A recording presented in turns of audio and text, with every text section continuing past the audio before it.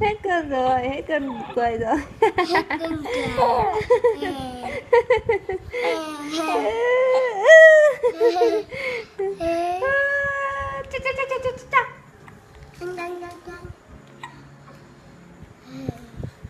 Ôi anh Vin ơi, nhìn anh không cho mặt anh gầy quá, anh nhìn chơi em thì em cười không?